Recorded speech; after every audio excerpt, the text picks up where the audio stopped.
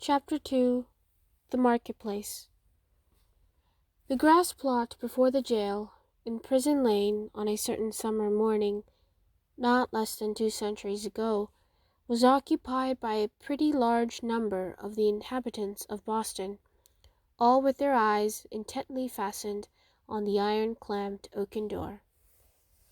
Amongst any other population, or at a later period in the history of New England, the grim rigidity that petrified the bearded physiognomies of these good people would have augured some awful business in hand. It could have betokened nothing short of the anticipated execution of some noted culprit, on whom the sentence of a legal tribunal had but confirmed the verdict of public sentiment. But in that early severity of the Puritan character, an inference of this kind could not so indubitably be drawn.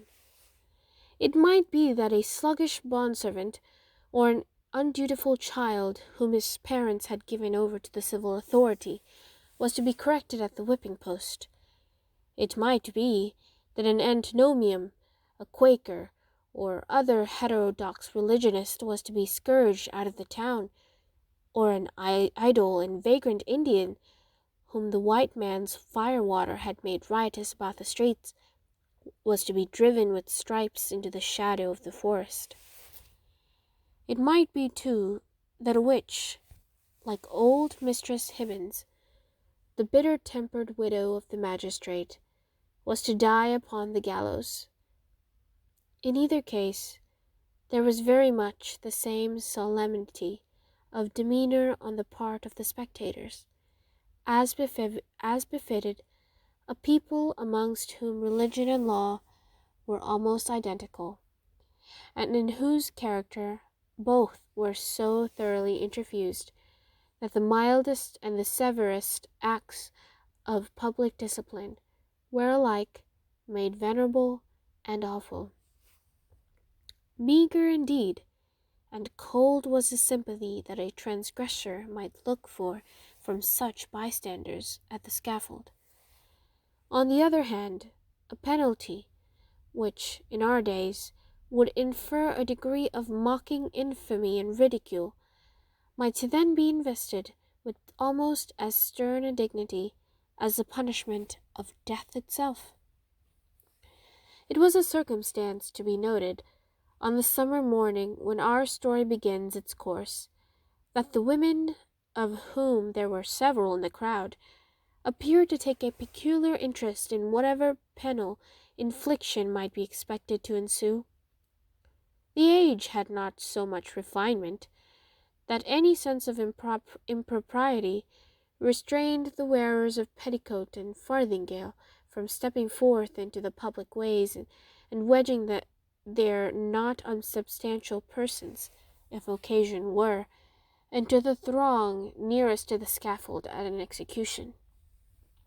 Morally, as well as materially, there was a coarser fibre in those wives and maidens of old English birth and breeding than in their fair descendants, separated from them by a series of 6 or 7 generations, for throughout that chain of ancestry, every successive mother had transmitted to her child a fainter bloom, a more delicate and briefer beauty, and a slighter physical frame, if not a character of less force and solidity than her own. The women who were now standing about the prison door stood within less than half a century of the period when the man-like Elizabeth had been the not altogether unsuitable representative of the sex.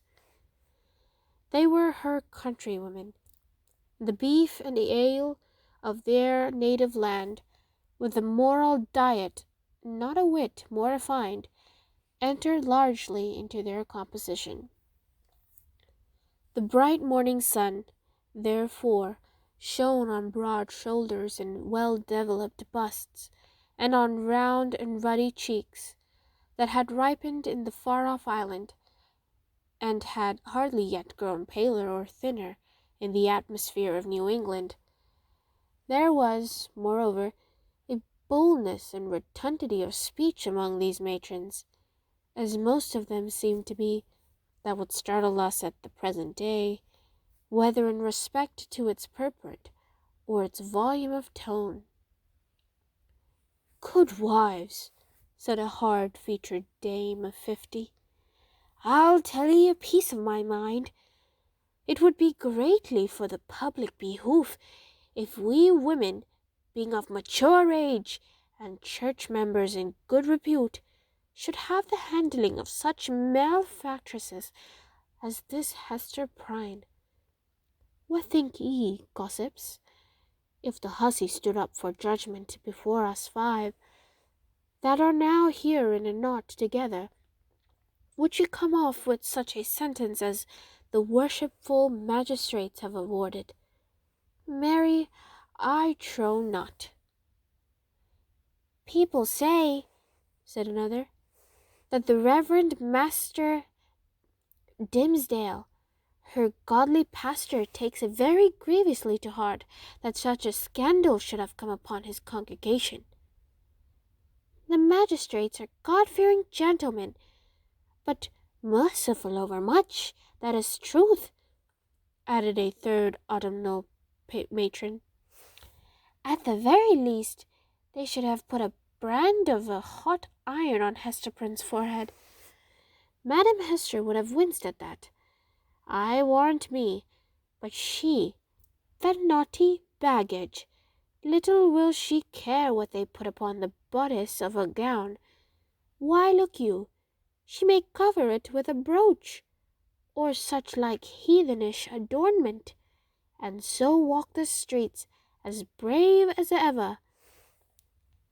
"Ah, but," interposed more softly a young wife, holding a child by the hand, "let her cover the mark as she will, the pang of it will be always in her heart. What do we talk about marks and brands, whether on the bodice of her gown or the flesh of her forehead?"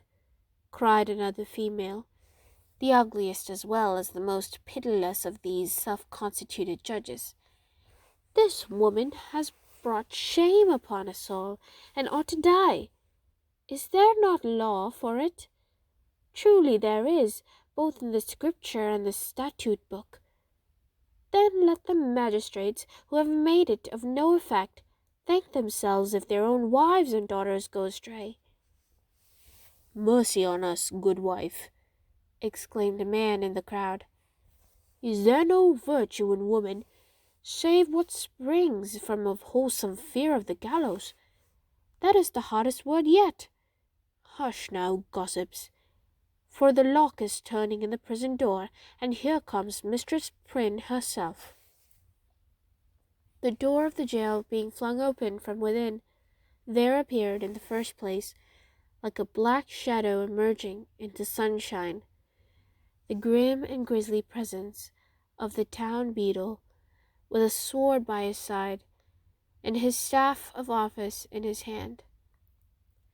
This personage prefigured and represented in his aspect the whole dismal severity of the Puritanic code of law, which it was his business to administer in its final and closest application to the offender. Stretching forth the official staff in his left hand, he laid his right upon the shoulder of a young woman, whom he thus drew forward, until, on the threshold of the prison door, she repelled him, by an action marked with natural dignity and force of character, and stepped into the open air as if by her own free will. She bore in her arms a child, a baby of some 3 months old, who winked and turned aside its little face from the too vivid light of day, because its existence, heretofore, had brought it acquainted only with the grey twilight of a dungeon, or another darksome apartment of the prison. When the young woman, the mother of this child, stood fully revealed before the crowd, it seemed to be her first impulse to clasp the infant closely to her bosom, not so much by an impulse of motherly affection as that she might thereby conceal a certain token, which was wrought or fastened into her dress. In a moment, however, wisely judging that one token of her shame would but poorly serve to hide another, she took the baby on her arm, and with a burning blush, and yet a haughty smile, and a glance that would not be abashed, looked round at her townspeople and neighbours. On the breast of her gown, in fine red cloth, surrounded with an elaborate embroidery and fantastic flourishes of gold thread, appeared the letter A. It was so artistically done, and with so much fertility and gorgeous luxuriance of fancy, that it had all the effect of a last and fitting decoration to the apparel which she wore, and which was of a splendor in accordance with the taste of the age, but greatly beyond what was allowed by the sumptuary regulations of the colony. The young woman was tall, with a figure of perfect elegance on a large scale. She had dark and abundant hair, so glossy that it threw off the sunshine with a gleam, and a face which, besides being beautiful from regularity of feature and richness of complexion, had the impressiveness belonging to a marked brow and deep black eyes. She was ladylike, too, after the manner of feminine gentility of those days, characterized by a certain state and dignity, rather than by the delicate, evanescent, and indescribable grace which is now recognized as its indication. And never had Esther Prynne appeared more ladylike, in the antique interpretation of the term, than as she issued from the prison. Those who had before known her, and had expected to behold her dimmed and obscured by a disastrous cloud, were astonished, and even startled, to perceive how her beauty shone out, and made a halo of the misfortune and ignominy in which she was enveloped. It may be true that to a sensitive observer there was something exquisitely painful in it. Her attire, which indeed she had wrought for the occasion in prison, and had modelled much after her own fancy, seemed to express the attitude of her spirit, the desperate recklessness of her mood, by its wild and picturesque peculiarity. But the point which drew all eyes, and, as it were, transfigured the wearer, so that both men and women, who had been familiarly acquainted with Hester Prynne, were now impressed as if they beheld her for the first time, was that scarlet letter, so fantastically embroidered and illuminated upon her bosom. It had the effect of a spell, taking her out of the ordinary relations with humanity, and enclosing her in a sphere by herself. "She hath good skill at her needle, that's certain," remarked one of her female spectators. "But did ever a woman, before this brazen hussy, contrive such a way of showing it? Why, gossips, what is it but to laugh in the face of our godly magistrates, and make a pride out of what they, worthy gentlemen, meant for a punishment?" "It were well," muttered the most iron visage of the old dames, "if we stripped Madam Hester's rich gown off her dainty shoulders, and as for the red letter, which she hath stitched so curiously, I'll bestow a rag of mine own rheumatic flannel to make a fitter one." "Oh, peace, neighbours, peace," whispered their youngest companion. "Do not let her hear you. Not a stitch in that embroidered letter but she felt it in her heart." The grim beadle now made a gesture with his staff. "Make way, good people," "Make way, in the king's name!" cried he.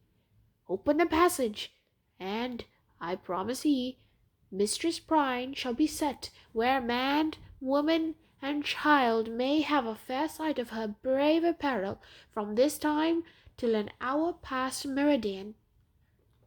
A blessing on the righteous colony of the Massachusetts, where iniquity is dragged out into sunshine. Come along, Madam Hester, and show your scarlet letter in the marketplace." A lane was forthwith opened through the crowd of spectators. Preceded by the beadle, and attended by an irregular procession of stern-browed men and unkindly-visaged women, Hester Prynne set forth towards the place appointed for her punishment. A crowd of eager and curious schoolboys, understanding little of the matter in hand, except that it gave them a half-holiday, ran before her progress, turning their heads continually to stare into her face, and at the winking baby in her arms, and at the ignominious letter on her breast. It was no great distance, in those days, from the prison door to the market-place. Measured by the prisoner's experience, however, it might be reckoned a journey of some length, for haughty as her demeanour was, she perchance underwent an agony from every doorstep of those that thronged to see her, as if her heart had been flung into the street for them all to spurn and trample upon. In our nature, however, there is a provision, alike marvellous and merciful, that the sufferer should never know the intensity of what he endures by its present torture, but chiefly by the pang that rankles after it.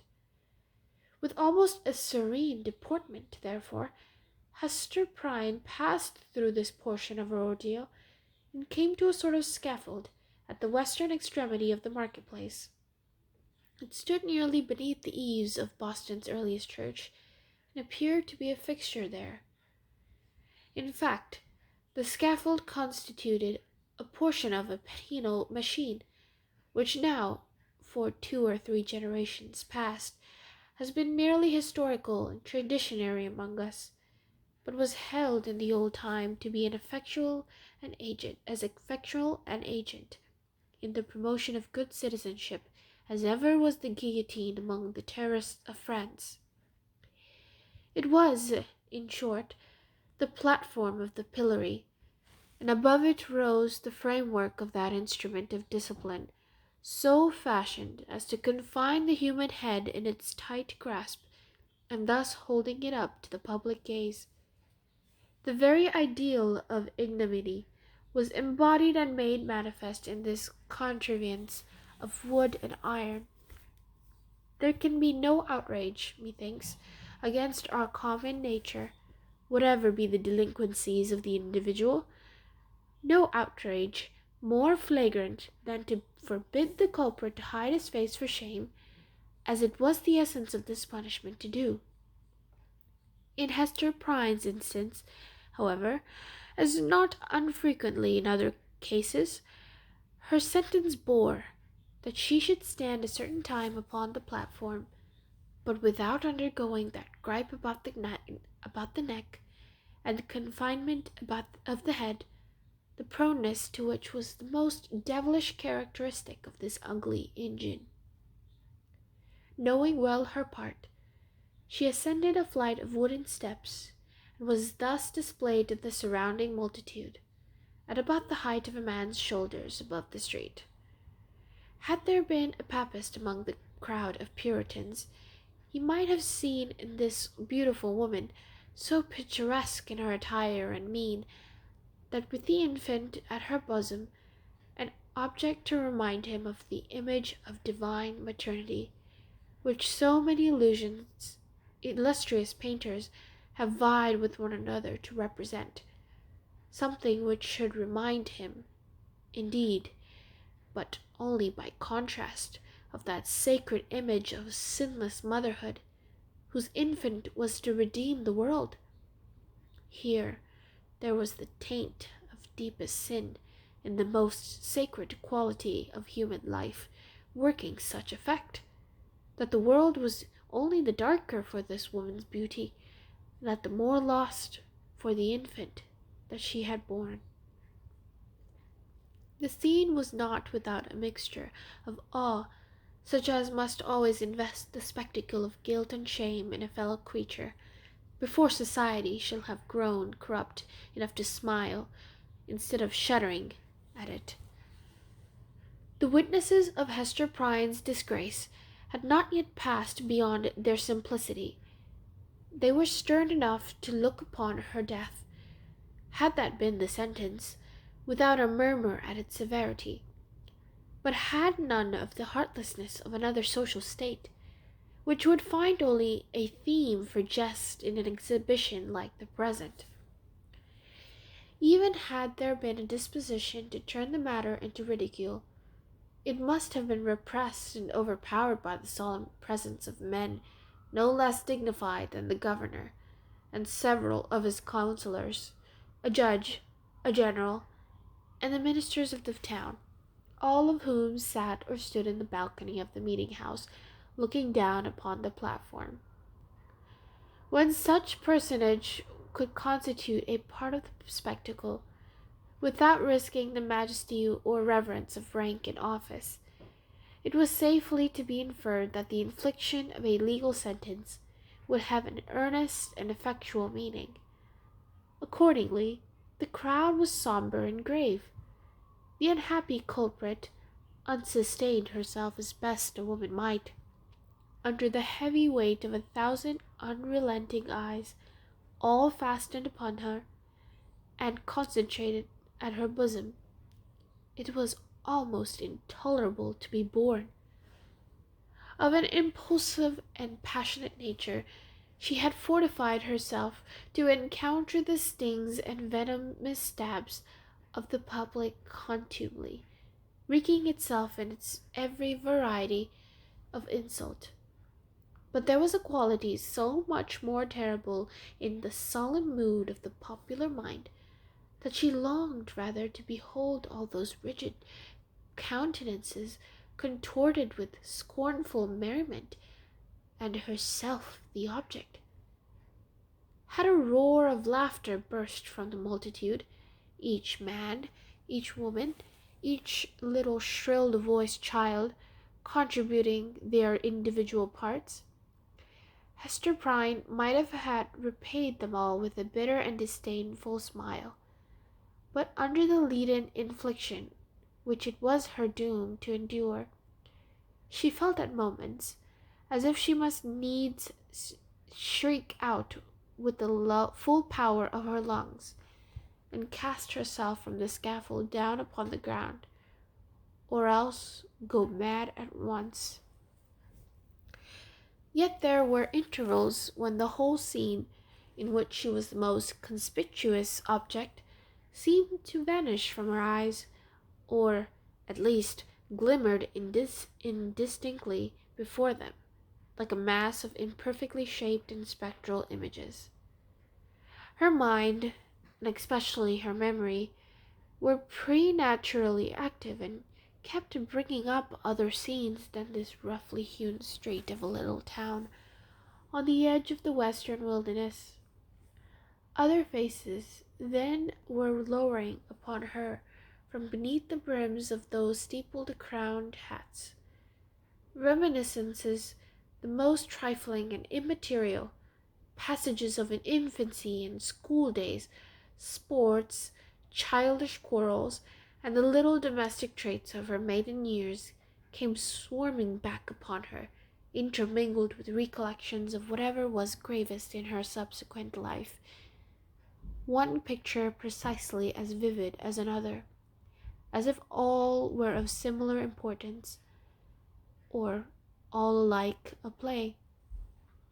Possibly it was an instinctive device of her spirit to relieve itself by the exhibition of these phantasmagoric forms from the cruel weight and hardness of the reality. Be that as it might, The scaffold of the pillory was a point of view that revealed to Hester Prynne the entire track along which she had been treading since her happy infancy. Standing on that miserable eminence, she saw again her native village in old England, and her paternal home, a decayed house of grey stone, with a poverty-stricken aspect, but retaining a half-obliterated shield of arms over the portal in token of antique generality. She saw her father's face, with its bald brow and reverend white beard, that flowed over the old-fashioned Elizabethan ruff. Her mother's, too, with the look of heedful and anxious love which it always wore in her remembrance, and which, even since her death, had so often laid the impediment of a gentle remonstrance in her daughter's pathway. She saw her own face, glowing with girlish beauty, and illuminating all the interior of the dusky mirror in which she had been wont to gaze at it. There she beheld another countenance of a man well stricken in years, a pale, thin, scholar-like visage, with eyes dim and bleared by the lamplight that had served them to pore over many ponderous books. Yet those same bleared optics had a strange penetrating power when it was their owner's purpose to read the human soul. This figure of the study and the cloister, as Hester Prynne's womanly fancy failed not to recall, was slightly deformed, with the left shoulder a trifle higher than the right. Next rose before her, in memory's picture gallery, the intricate and narrow thoroughfares, the tall grey houses, the huge cathedrals, and the public edifices, ancient in date and quaint in architecture, of a continental city, where a new life had invaded her, still in connection with the misshapen scholar, a new life, but feeding itself on time-worn materials like a tuft of green moss on a crumbling wall. Lastly, in lieu of these shifting scenes, came back the rude market-place of the Puritan settlement, with all the townspeople assembled and levelling their stern regards at Hester Prynne, yes, at herself, who stood on the scaffold of the pillory, an infant on her arm, and the letter A, in scarlet, fantastically embroidered with gold thread upon her bosom. Could it be true? She clutched the child so fiercely to her breast that it sent forth a cry. She turned her eyes downward at the scarlet letter, and even touched it with her finger to assure herself that the infant and the shame were real. Yes, these were her realities. All else had vanished.